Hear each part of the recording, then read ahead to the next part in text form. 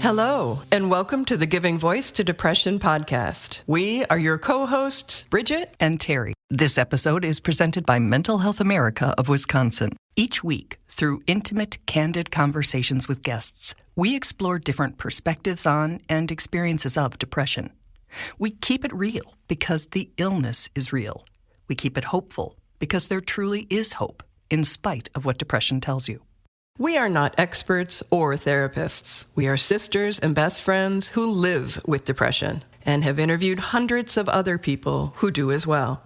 We've learned that hearing others speak openly and without shame about their experiences makes it easier to believe depression is a common and treatable illness, not a personal failing. You are far from alone. Hello, Terry. Hello, Bridget. Mental Health America, as you know, is a national nonprofit that addresses the needs of those living with mental illness. It has a great online tool where you can take a self-assessment at mhascreening.org, and we'll link to that, to determine, among other things, if you're just having a dark or hard time, or if you may be clinically depressed. During COVID, MHA reports that of the people who took a depression screen at that site, 73%, that's nearly 3 in every 4, felt tired or that they had very little energy at least half of the time or nearly every day. Of those that took their anxiety screen in 2020, 71% felt easily annoyed or irritable at least half of the time or nearly every day. Over the past 2 weeks' episodes, we've looked at very specific and doable ways to ask for help if you're struggling with your mental health. They went beyond call a hotline or a therapist, though both of those can be viable and helpful options too. Instead, our guest, Sam Dylan Finch, got really specific in his real-life tested suggestions, right down to the words that we can use. Whether we're in a place where you can't really even define what's wrong, but you know that you need company to help get through it.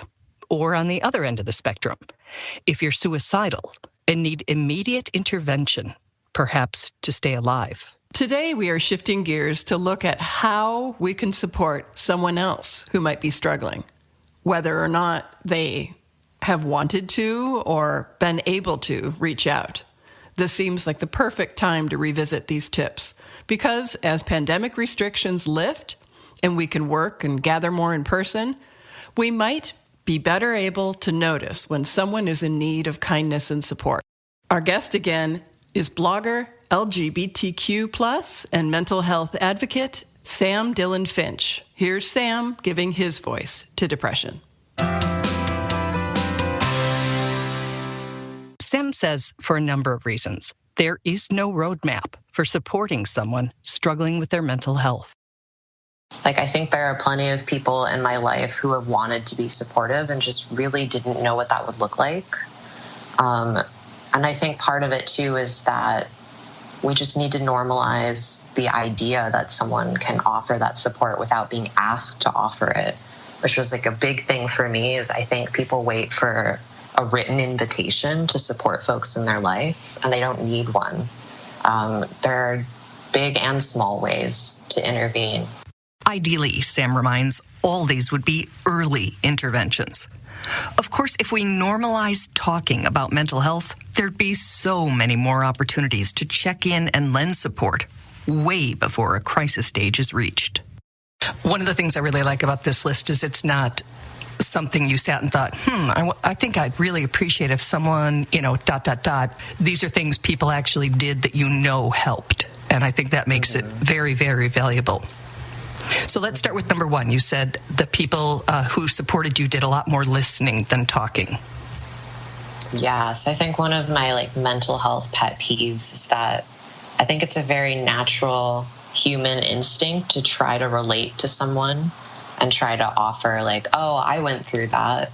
I think that's nice in theory, but so often all of our experiences are so varied and so different that it's not necessarily helpful to just offer support by talking on and on about some experience that may or may not be relevant, or honestly just rambling about, how great life is, or just offering words that don't necessarily resonate with me.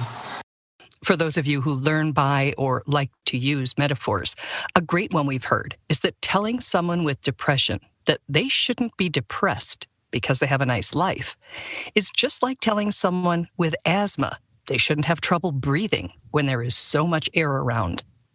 Instead, try saying less and listening more.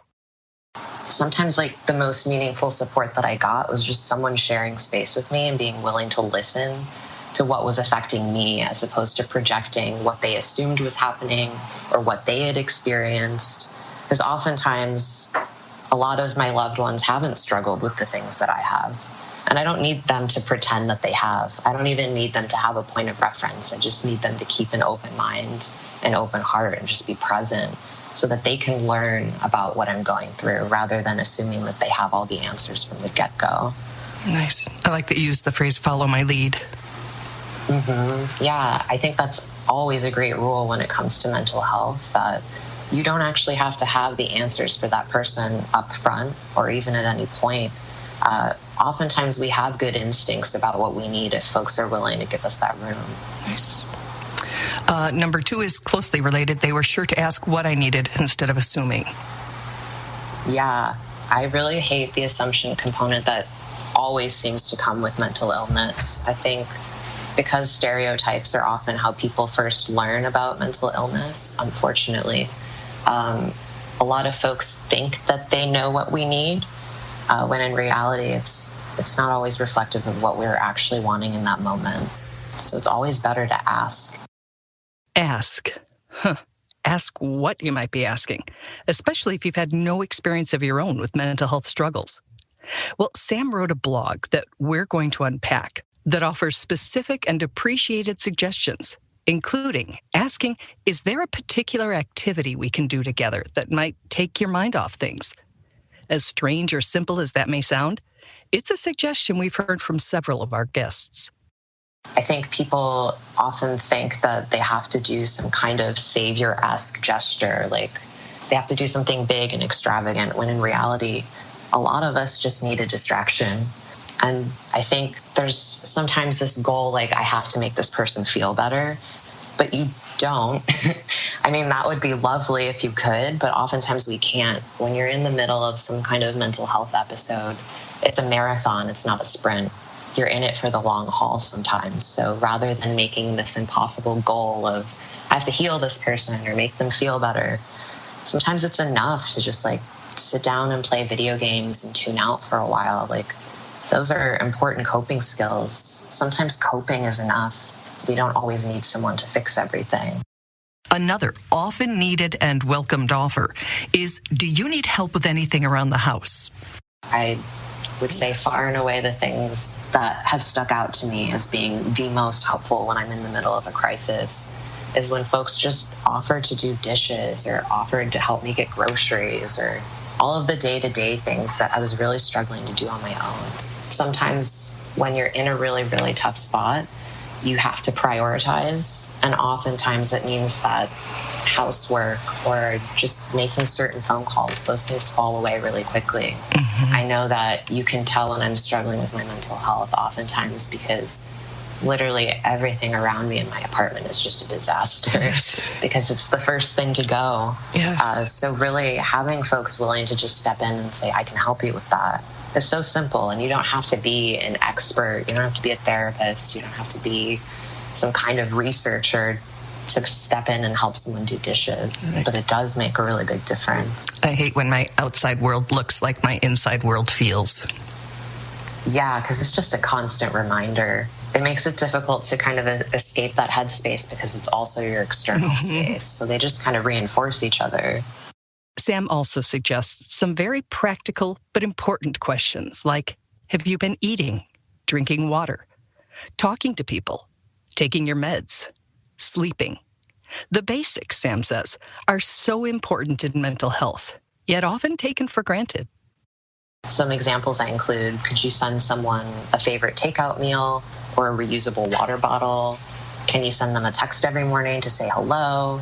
A text every evening to see if they've taken their medications? Could you pay for a subscription to a meditation app to help with sleep? Just anything concrete that can help address those basics can make a really big difference. Because unfortunately, those things fall away really quickly too, because really we're just trying to get through the day and we're not always thinking, okay, I need 4 glasses of water today. Moving on to the third important way people can support us in a mental health crisis, and we can support each other. Learn about your loved one's disorder. We focus on depression in this podcast, but it could be anxiety, bipolar disorder, or any number of other challenges. Don't ask us to explain what's going on while it's going on. So whenever someone can take that upon themselves to say, okay, I'm going to do my best to learn about this so I can limit the amount of questions that I'm asking and maximize the most effective support that I can offer, is incredibly helpful. And it isn't, I would think, just not having to explain it to somebody. It's the respect that's being shown by trying to learn about what you're experiencing. Absolutely. It's an amazing gesture to say, not only do I care about you as a person and want to support you, but I'm willing to put in the time and the effort to demonstrate to you that I'm invested in understanding your experiences and I'm invested in figuring out how I can best support you through this. The fourth suggested way to support someone who's struggling is to send a thoughtful gift that they can physically hold on to. Yeah, I think people underestimate the impact that tangible reminders can have on people. Not that a card will ever replace some of the other things on this list, but I think when I've been in like a depressive frame of mind, it's really easy for me to tell myself that no one cares.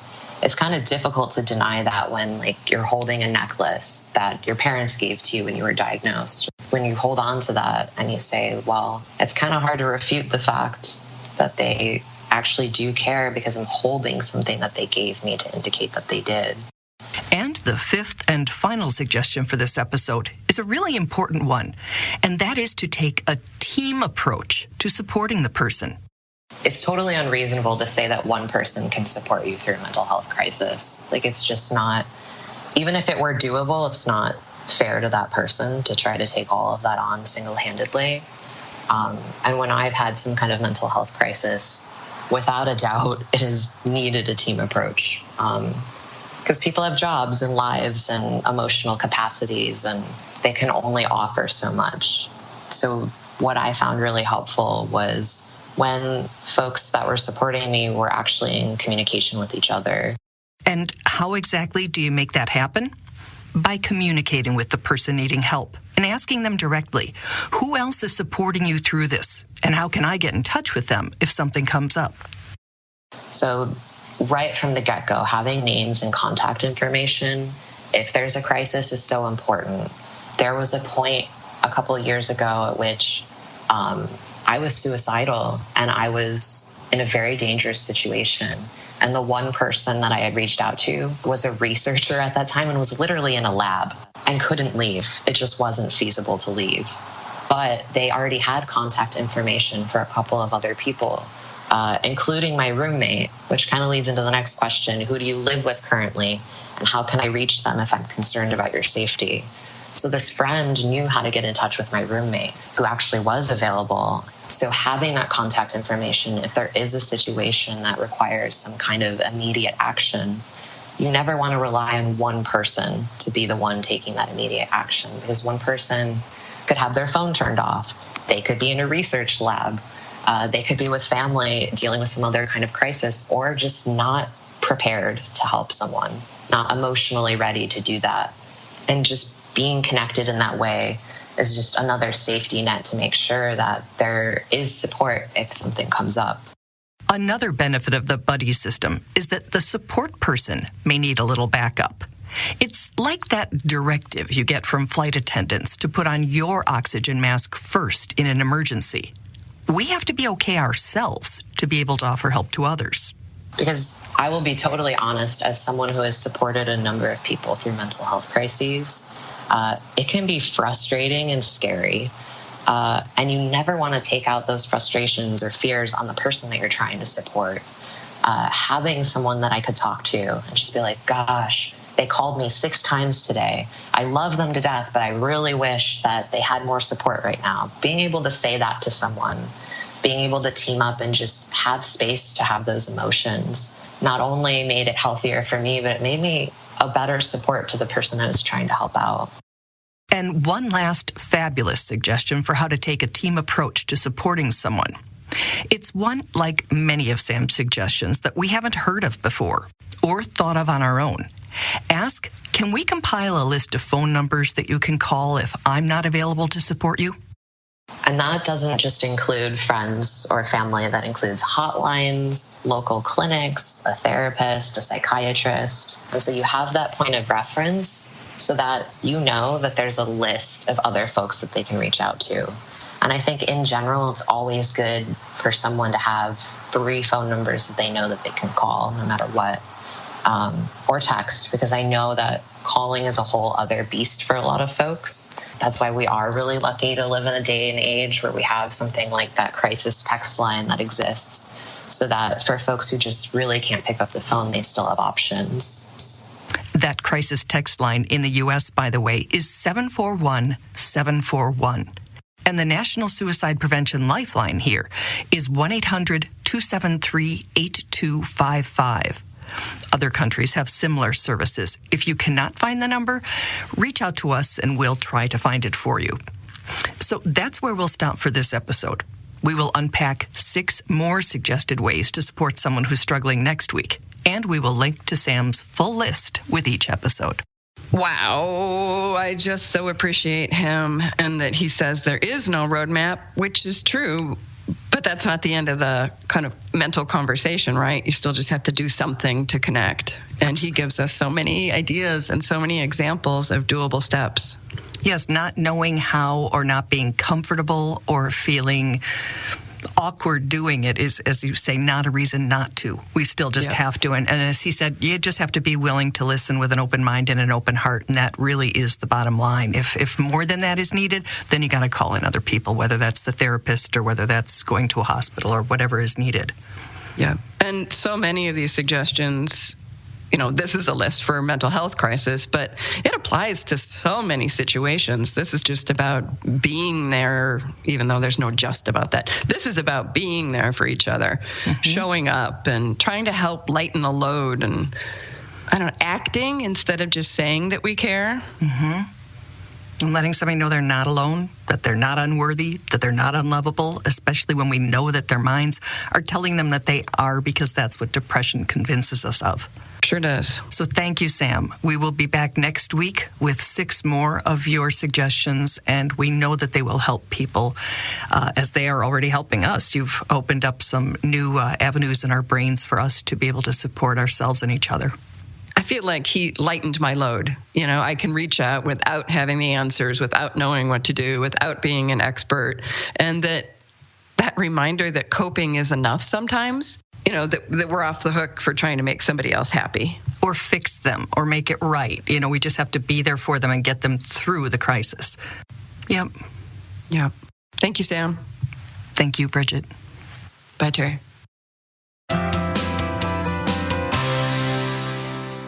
We truly hope that our podcast brings a little more understanding, helps you better articulate your experience of depression, or better understand how to support someone else's. We invite you to join us for daily posts on the Giving Voice to Depression Facebook page and on Twitter and Instagram at Voice Depression. It is a comfort to be among fellow travelers on depression's dark road. And remember, if you're struggling, speak up. If someone else is, listen up.